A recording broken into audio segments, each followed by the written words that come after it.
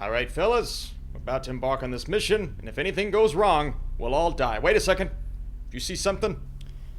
Nope, didn't I'll see be anything. honest, I wasn't paying attention. You know, I should probably check into that. But we're running late. Who wants to go to space? Yeah! Yeah! What is up, Netflix fans? Welcome back to my channel, Stowaway. Just dropped on Netflix. I need you guys in the comments down below. Is this your kind of sci-fi film? Did you enjoy yourself? All of those things. Start a discussion. And if you enjoy these reviews, let me know. Let's get into it. So a three-person crew on a mission to Mars faces an impossible choice when an unplanned passenger jeopardizes the lives of everyone on board. So I love this story. Joe Penna is our director here. He is formerly known as Mystery Guitar Man on YouTube. His first venture into filmmaking was Arctic, starring Mads Mikkelsen. This is his second, and of course getting a release via Netflix. That's pretty cool. Love seeing stories like that.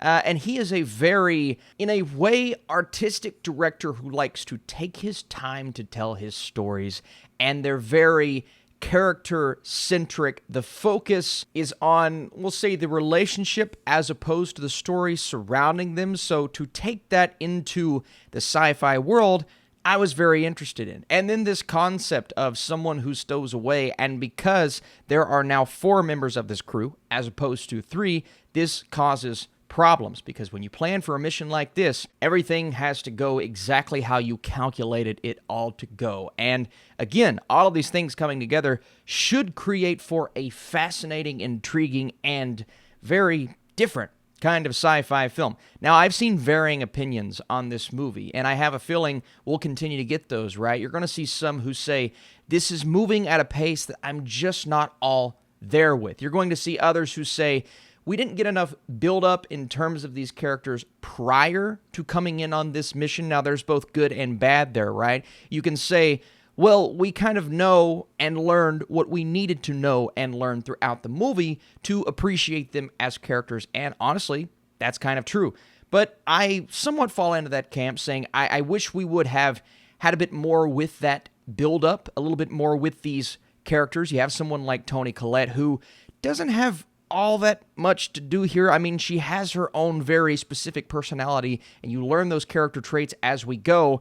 She was probably the one for me that was the most disappointing in terms of the cast, just because we know what Toni Collette can do, but that's not necessarily the role she's playing here. Then we have Anna Kendrick, and her motivations are laid out in a way you completely understand why she's doing what she's doing and where she's coming from. And I really liked her personality here. I think Anna Kendrick is a very good actress. And to see her in a sci-fi film like this, it's different. It feels right in a way, a big movie of this scale. And I thoroughly enjoyed it. Then Daniel Day-Kim, who is outstanding as always. And he's very mission-focused, as you would expect. But the real standout and the unexpected standout for me here is Shamir Anderson, who I just don't know all that much about as an actor. So he was kind of the wild card. Is he going to be good? You know, he's kind of the guy that comes in and everybody's like, whoa, what are you doing here, pal? He's great. He really is great. And he was the one that displayed the most emotion. The range varies from hesitant and unsure to confident, and you get to see all of those things. You also get to learn a bit more about him than the other characters. So out of all of the cast, he's the one that I didn't really recognize, but he's the one that shine the brightest. Pacing is always interesting with a film like this because, I think everyone's going to have a different mentality going into the sci-fi genre. I didn't necessarily mind the pacing. I will say that part of me likes the fact that the movie took its time. It never rushed into things. There's not a lot of shouting and franticness going on. When they are faced with a decision that they have to make, and sometimes it could be a life or death decision, there's always calmness and most of the time a discussion. And that's somewhat refreshing when going into a sci-fi movie. But the other side of me says, well, we're moving towards one very specific goal, and sometimes it does take a while to get from point to point, and there's a little bit in between that I'm just sitting back going, I don't know if all of this is necessary. Maybe even we could have replaced this little span of time with some more character development, and I understand we're developing them in the moment, but again, I wish we could have hashed them out individually just a bit more. That was probably my biggest issue with this film overall. And they spend most of the third act, after there's this revelation and some great emotion from Anna Kendrick's character, doing one specific thing that is kind of, I don't mean it like this, but dragged out over the span of probably 20 to 25 minutes.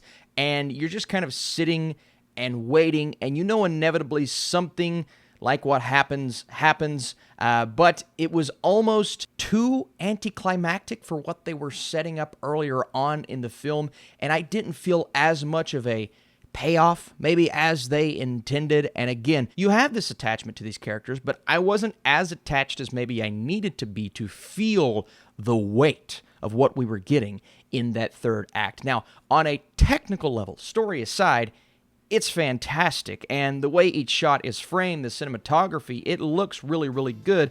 I just don't know if I had the emotional response that the film wanted me to have personally. But that's not saying I can't appreciate what I was seeing on screen. I really did like the restraint showed, and that's another thing that I can give this director a thumbs up on is, you know, he's approaching things in a very different way, and I like that.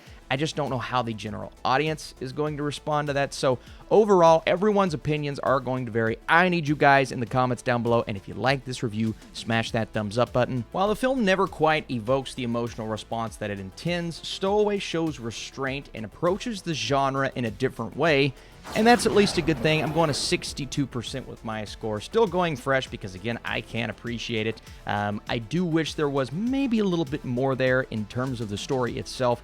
But overall, most important thing here is obviously your all's thoughts. So thank you so much for watching this video. Come back because, hey, Mortal Kombat, it's coming later today. I'll see you soon.